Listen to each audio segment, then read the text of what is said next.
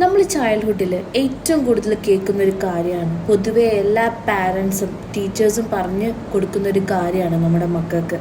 നീ റെസ്പോൺസിബിൾ ആവണം, നീ ഫ്യൂച്ചറിൽ നല്ലൊരു റെസ്പോൺസിബിൾ ആയിട്ടുള്ളൊരു പേഴ്സൺ ആയിട്ട് മാറണം എന്ന്.